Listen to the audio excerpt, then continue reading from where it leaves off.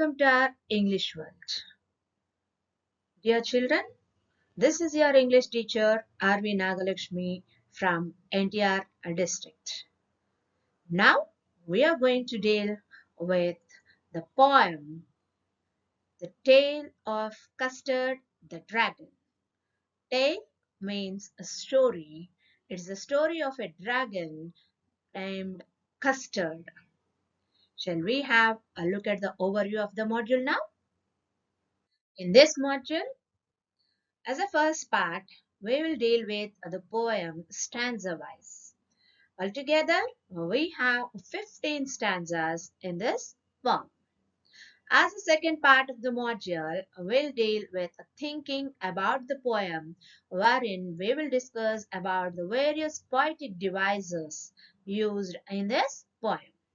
And the third part of the module, writing, will discuss about the structural features of the ballad. Are you ready? Shall we have a look at the learning objectives of this module? Here we go. By the end of this module, you will be able to comprehend the poem, find out the rhyme scheme of a stanza, relate some poetic devices used in the poem, identify the images used in the poem, and justify the structural features of a ballad. Now, we shall have a brief introduction about the poet. Our poem, The Tale of Custard the Dragon, was written by Ogden Nash. He is a much loved American poet, remembered for his light-hearted and humorous poems. He has written both for adults and children, and he wrote nearly 20 volumes of poetry. And our present poem is a humorous ballad close to the parody. Now we will look at the poem stanza-wise. Children, would you like to watch movies? Have you watched recently any movies? Yes. By looking at this, something strikes your mind, right? Have you seen this? How many times? And being the children, you will be seeing or watching this Superman series. And who is he? Do you identify? Yes, he's a Hulk. Okay? So, what idea do you get by looking at these images? Right? Some action movies, isn't it? What will you remind of yourselves when you talk about the action movies?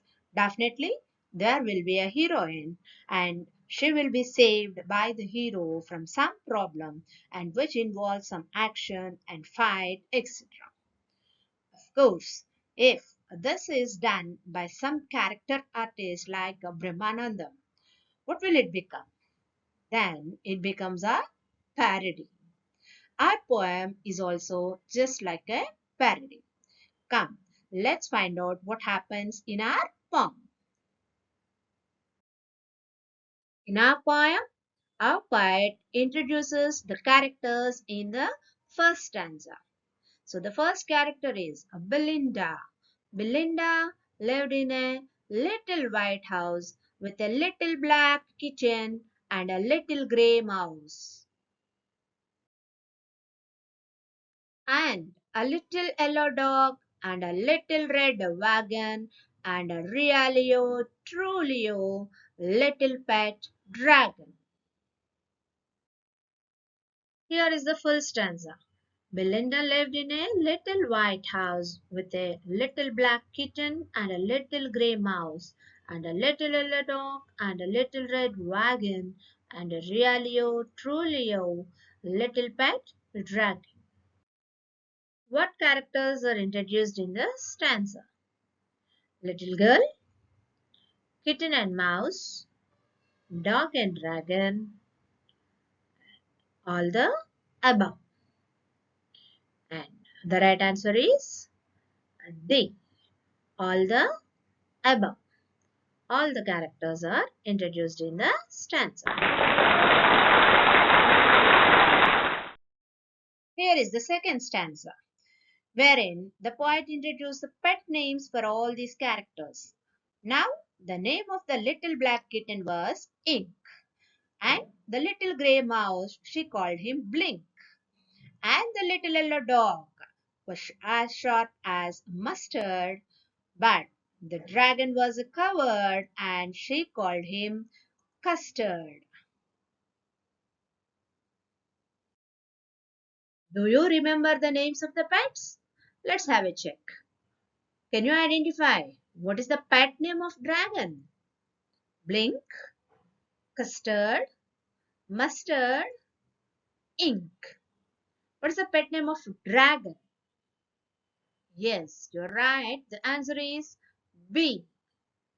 Custard.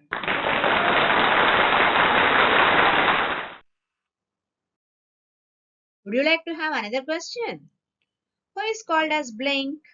Is it the kitten, or wagon, or mouse, or dog? Yes. The right answer is C. Mouse. The little grey mouse is called as the Blink.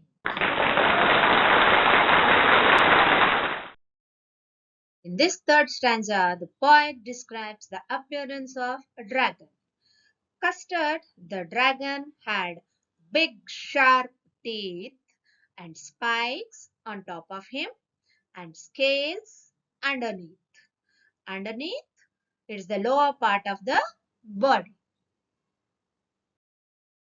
And the mouth like a fireplace. Chimney for a nose, and realio trolio daggers on his toes.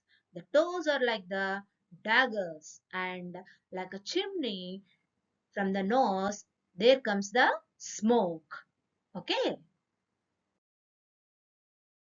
What kind of teeth does the dragon have?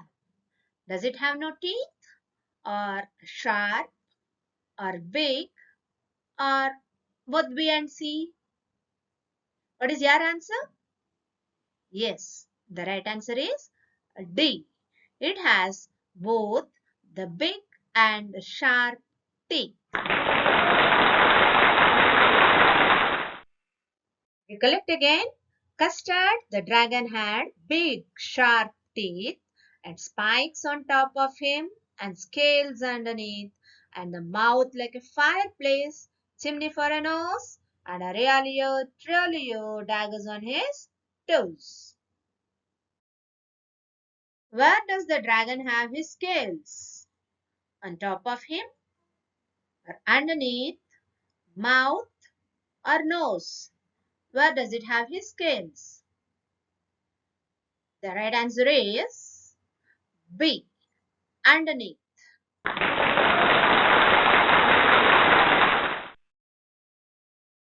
Recollect and answer this question. Dragon's mouth is compared to dash, and nose to dash, and the toes to dash. And the options are fireplace, chimney,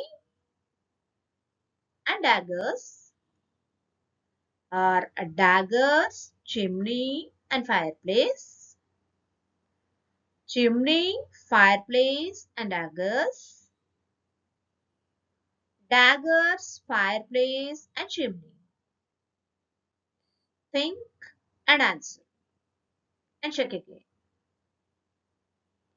Yes, the right answer is A. Here, mouth is compared to fireplace, nose is compared to chimney, and the toes are compared to daggers. Yes? Here is the fourth stanza. Belinda was as brave as a barrel full of bears, and Ink and Blink chased lions down the stairs. Mustard was as brave as a tiger in a rage. Custard cried for a nice safe cage. Did you follow the stanza? Let me check you. Here is the question. Belinda was as brave as a dash. A dog in a rage, a barrel full of tigers, barrel full of bears, or a tiger in a rage. So, how was Belinda? How brave was she? Yes, here is the answer. And the answer is C. Barrel full of bears. Shall we look into the fifth stanza? Melinda tickled him. She tickled him unmerciful. Ink, blink, and mustard. They rudely called him Percival. They all sat laughing in the little red wagon at the realio trulio cowardly dragon. Let's try to understand this stanza. Tickled, okay, and unmerciful means harshly. Percival is a knight in King Arthur's army, often teased and bullied by others for being coward, and all the pets treated Custard as a Percival. That means they bullied the dragon as a coward. Coward means not brave. Here is a question. Belinda tickled him. Who did him refer to? Does it refer to a dragon or a wagon or a tiger or a mustard? Who does the him refer to in this line? Yes, the right answer is A.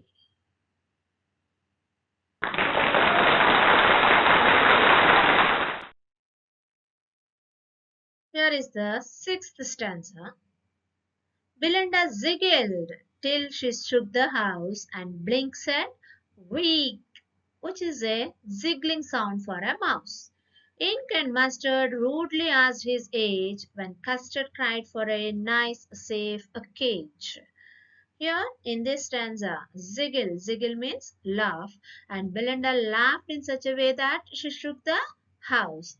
And Blink also expressed her jiggling in the form of a sound, weak. Okay, and Ink and the Mustard rudely, that means in an ill-mannered way, they have asked for the age, but Custard insisted on having a nice safe cage without paying any attention to them. Wait is a sound word for the ziggling of a dragon or a ziggling of Belinda or the kitten or the jiggling of a mouse. Which is the right answer? Yes. The weak is a sound word used for the jiggling of a mouse. D is the right answer.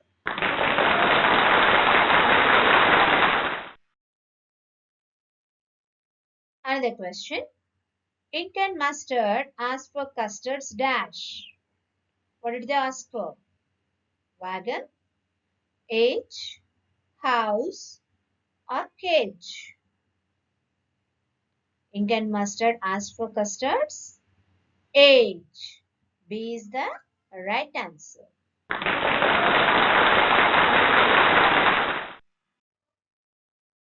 While they were enjoying this way, suddenly they had a nasty sound.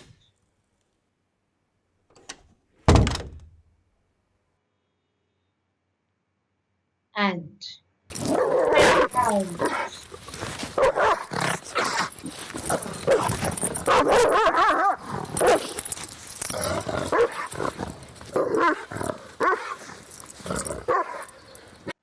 and they all looked around and Meow! Cried Ink and oh! Cried Belinda. For there was a pirate climbing in the window. A window is the word used for window. To make it a rhyme with Belinda, the poet used the word window by taking the poetic license. Let's look at a few meanings. Nasty, nasty means a dreadful sound. Here it's a dreadful sound. Growl, it's a sound made by the dog. Nyach is a combination of nya plus ouch. Ouch is the pain word. Pirate is a person who attacks and robs the ships at sea. Winda here refers to the word window. Why were they all frightened? Is it because the mustard growled? Or because of the nasty sound? Or what else be the reason? Is it because a pirate entered through a window? Or is there another cause that says none of the above? What is the answer? Yes, they were all frightened because a pirate entered through a window. You are right.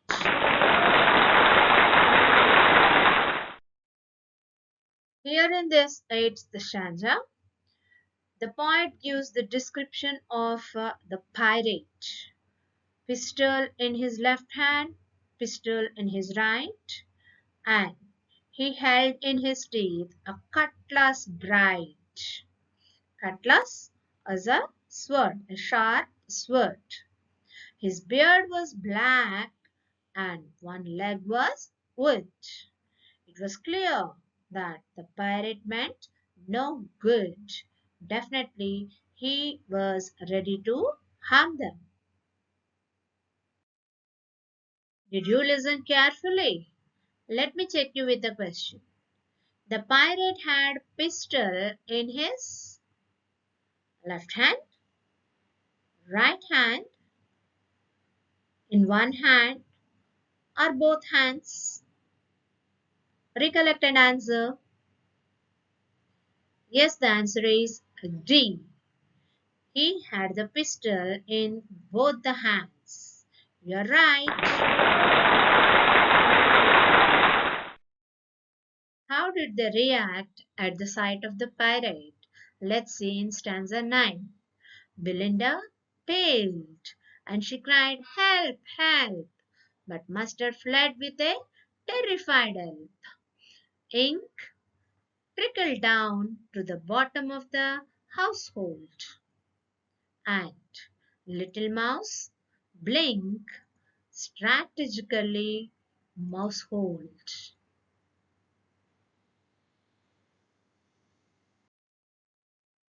Blink disappeared into household. Is this statement true or false? Yes, the right answer is B. It's false because Blink disappeared into mousehold, not household. All the pet animals except the dragon fled away. And how did the custard react to this? Let's see this in the stanza 10. But up jumped custard, snorting like an engine. Clashed his tail like iron in the dungeon with a clatter and a clang.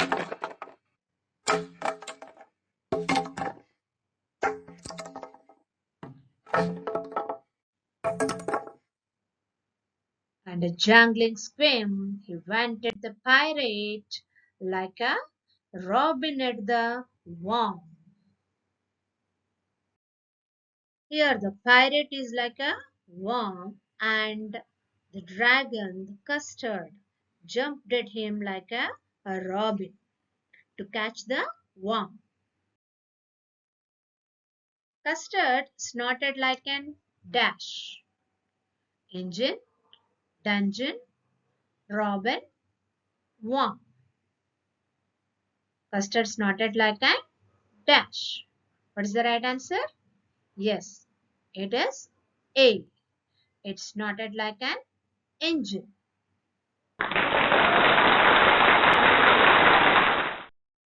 Observe this picture once again. The robin had caught a worm, and in the same way, the custard has caught the pirate. So here the comparison has been made between the robin and the dragon and the worm and the pirate.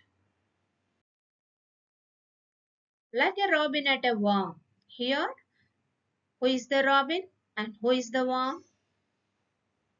Pirate and dragon, or a dragon and pirate. That means, who is the robin? Is it a pirate or a dragon? And pirate, a robin, and a dragon and robin. Try to place these words in the blanks and complete the idea. Here, yes, the answer is B.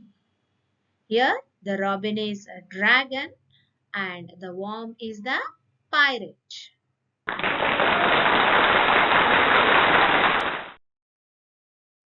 Here began the heroic action at stanza 11. The pirate gaped at the Belinda's dragon and gulped some grog from his pocket flagon. He fired shots, but they didn't hit, and Custard gobbled him every bit. Gape means open wide, opened his mouth in a wide way. Gulp, to swallow in large mouthfuls. Grog is a liquor such as rum mixed with water. Flagon means a container or a bottle mainly used for the alcoholic drink. Gobble means eat something hurriedly. Here, the dragon gobbled up the pirate. Pirate gulped the flagon, dragon, grog, or bullets. What did he gulp?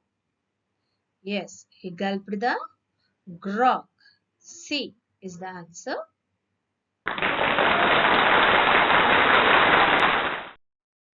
Now find out the true statement from what you have learned till now. Is it the pirate gobbled the dragon or the dragon gobbled the pirate? Yes, the answer is B. The dragon gobbled the pirate.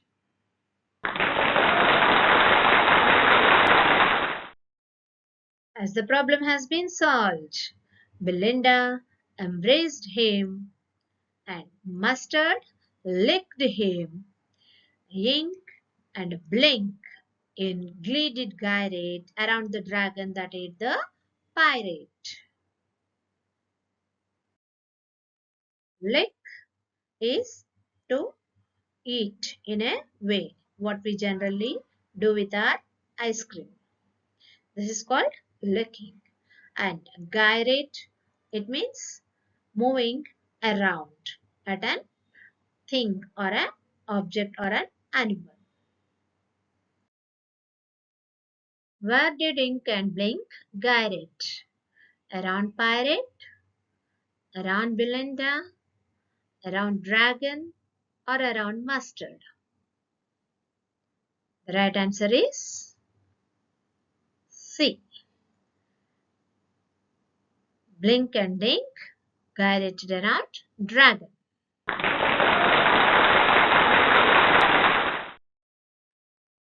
Later, but presently up spoke little dog Mustard. I would have been twice as brave if I had not been flustered. Flustered means confused. And up spoke Ink and up spoke Blink. We would have been 3 times as brave, we think. And Custard said, I quite agree that everybody is braver than me. Here in this stanza, as the problem has been solved, all of them are saying again that they were got confused and so they were frightened and fled away. And if they were not confused, they would have dealt with the pirate. And Custard gently agrees that they are all braver than him. Everybody is braver than me. Who said this? Custard, mustard, blink, or Belinda? Who said this? Yes, the answer is A. Custard. Custard said that everybody is braver than me.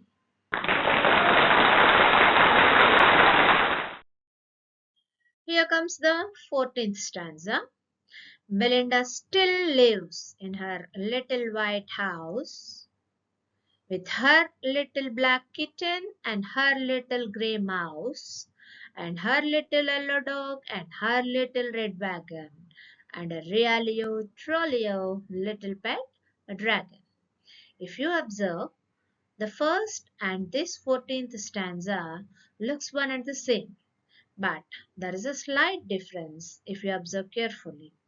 The first stanza was written in the past tense and this present stanza was written in present tense. The word still lives.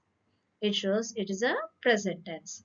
And one more difference we can notice is in the first stanza, the characters were introduced as a black kitten, a little grey mouse, etc. But here it has been introduced as, it has been repeated as with her little black kitten and her little grey mouse and her little yellow dog and her little red wagon as a position. Okay. Belinda lives in a little dash, yellow house, red house, grey house, and white house. Where does she live? Yes, she lives in White House. D is the right answer.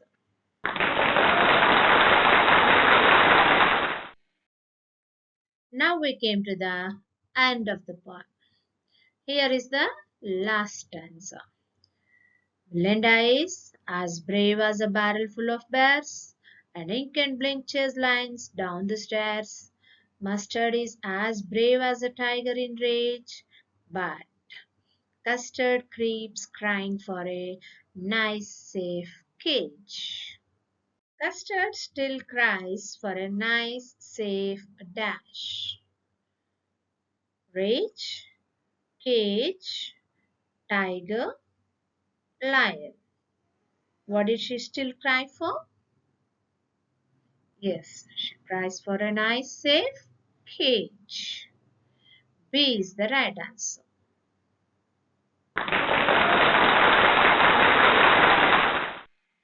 With this, we came to the end of the first segment of our overview of our module.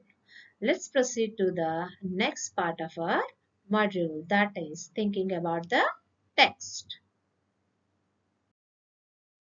In this second part of our module, we will be dealing with thinking about the poem, wherein we are going to deal with the rhyme scheme, the poetic devices, and the imagery.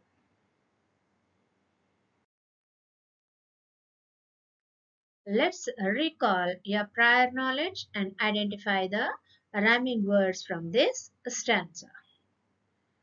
Okay, I hope you will be identifying that.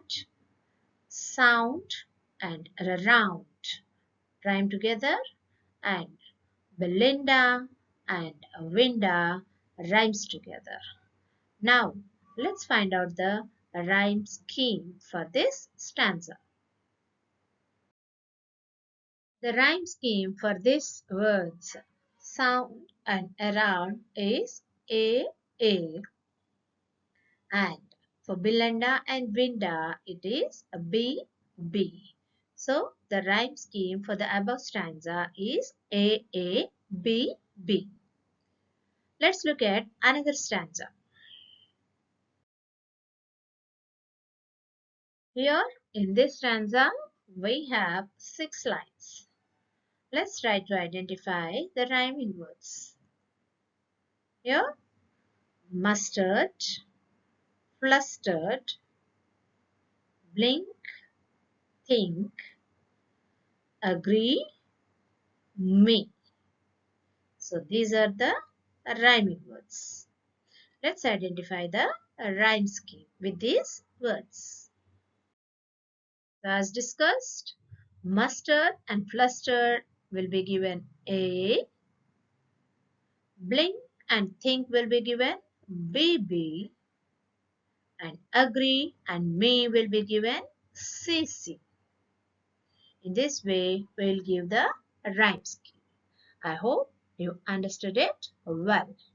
Then let's have a check. Here is the stanza.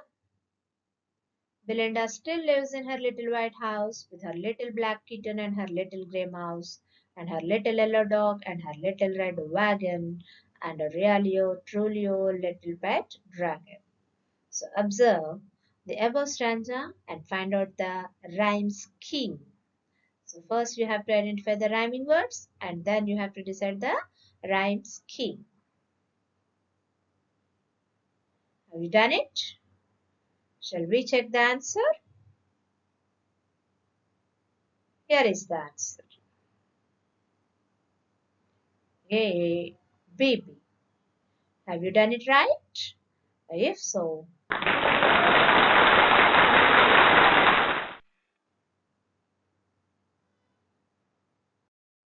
would you like to check yourself once again with another stanza? Here is the stanza. Yes, find out the rhyme scheme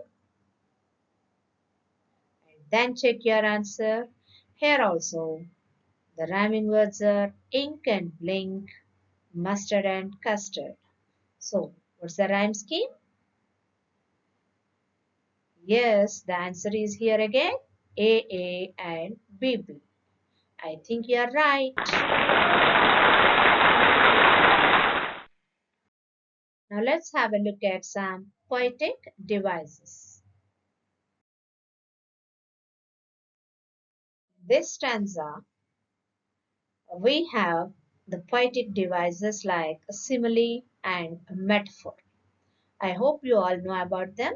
Let's just have a recollection. So, the words mouth like a fireplace. It is a simile. As you all know, simile is a figure of speech which can be identified as it carries the words like, as, etc. There we draw a comparison. Here the mouth of the dragon is compared to a fireplace. And chimney for a nose. It is a metaphor. Why? Because in this line we don't have the word like but directly it's told as chimney as a nose. Another poetic device we can identify is alliteration. That is, the same sound repeats in a group of words. Here is an example. And gulped some grog from his pocket flagon. Here we can repeat the sound gulped, grog, flagon. We can hear the repetitive sound of the word sound g, gulped, grog, flagon, etc.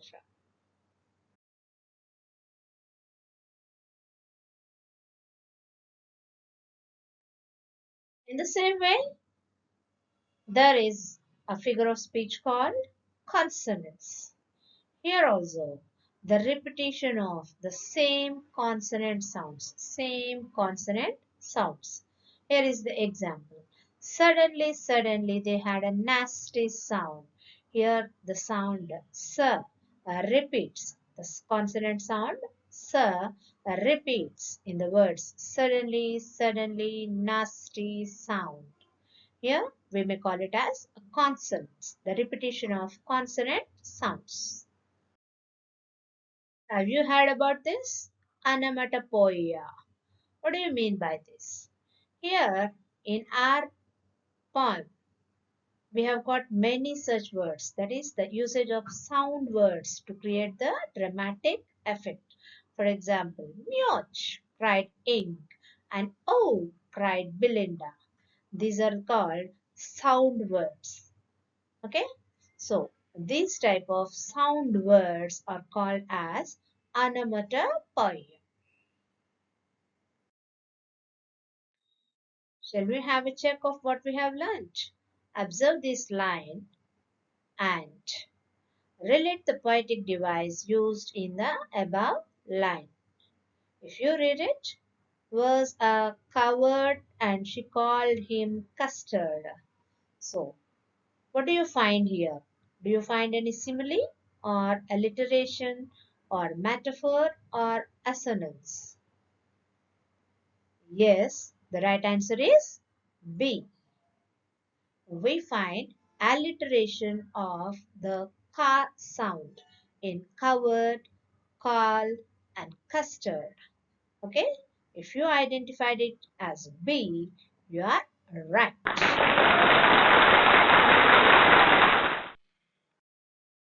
Another question, snorting like an engine. Relate the poetic device used in the above line. Is it a simile, alliteration, metaphor, or assonance?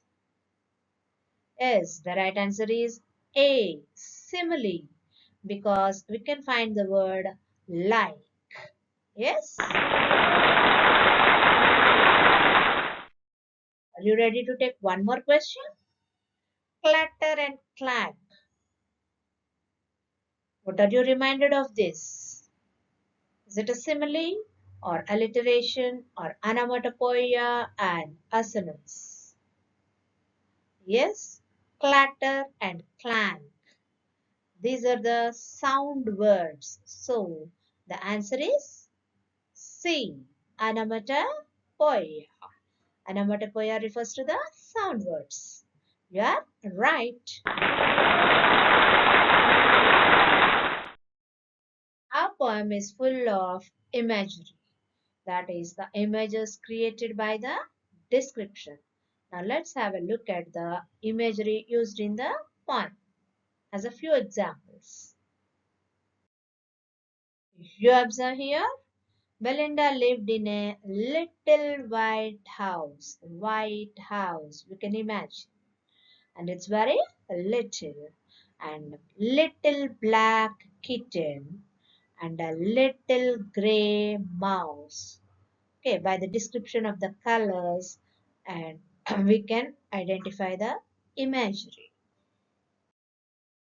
And in another stanza, we can see the description of the dragon with the dragon had big sharp teeth and spikes on top of him and scales underneath.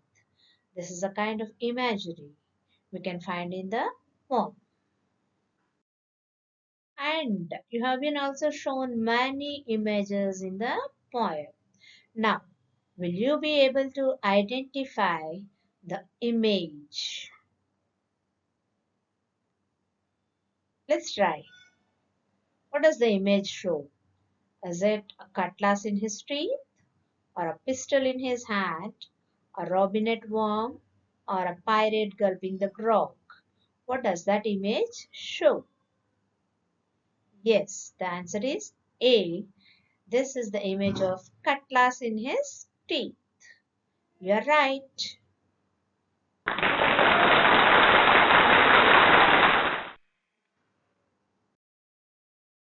Let's identify another image.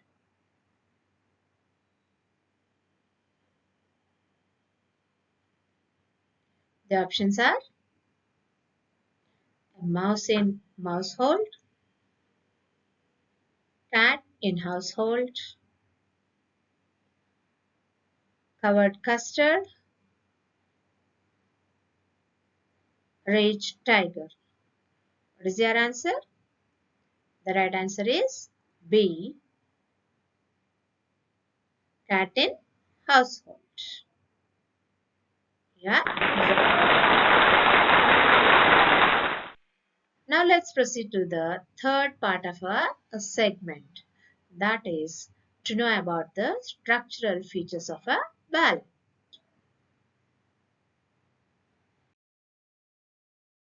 Let's analyze the structural features of a ballad. What is a ballad? A ballad is a poem or a song narrating a story in short stanzas. While writing the ballad, we have a few points to focus upon. That is, what's the purpose of our writing a ballad and to whom I'm writing the ballad. So, the purpose of writing is to entertain, and to whom I am writing, maybe it may be focused upon the children or the students or adults or the general public. Ballad will always reveal about tell a simple narrative and divided into verses as we had. And the next feature is it contains a few major characters and there will be a strong rhyme and a rhythm too. And there will be a refrain. It may or may not have a refrain. Now let's analyze the present poem, The Tale of Custer the Dragon, in relation to the above structural features. A few points to focus upon our present poem, The Tale of Custer the Dragon. The purpose of writing is to entertain. It entertained us a lot. And to whom I am writing, as the poet confirms, it was focused to the children as well as the general public. As I identified the structural features of the ballad as it contains a few major characters, our poem has also the major characters like Belinda, Ink, Blink, Mustard, Custard, Pirate, etc. And the whole poem was divided into 15 stanzas or the verses, and it was the story of a dragon named Custard. One more structural feature of the ballad is it may or may not have a refrain. A refrain means the repetition of a single or two lines often. This poem has a refrain. The following are the examples. We have found the repetitive words like under realio, trulio in a number of stanzas.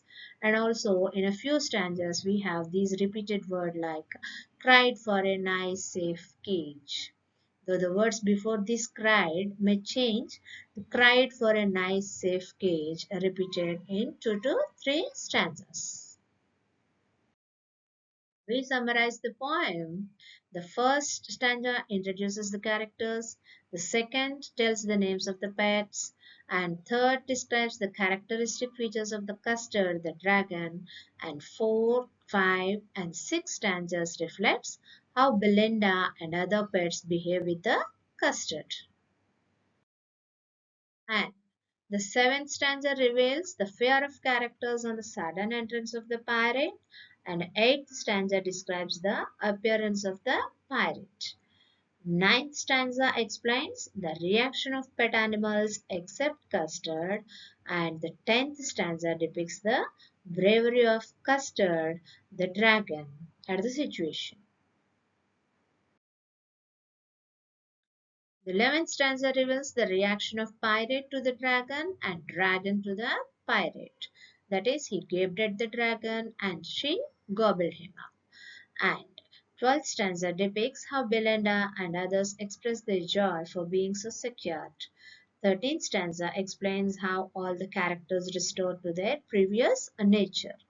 And finally, the 14th and the 15th stanzas look similar as of the first and fourth stanzas. But the only difference was that the first and fourth stanzas were written in the past tense, while the 14th and 15th stanzas were written in the present tense. From the following, identify which is the structural feature of a ballad. Having a few major characters, a narrative, a refrain, all the above? Yes, the above said. The answer is D. All the above are the structural features of the ballad.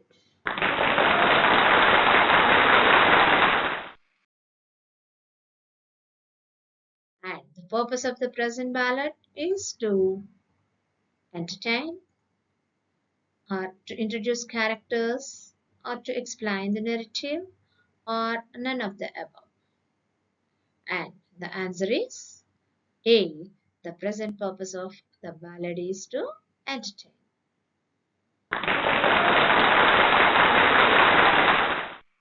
With this, we come to the end of the module, and the following slides are attributions to the images. Here are the attributions for the image sources. And thank you.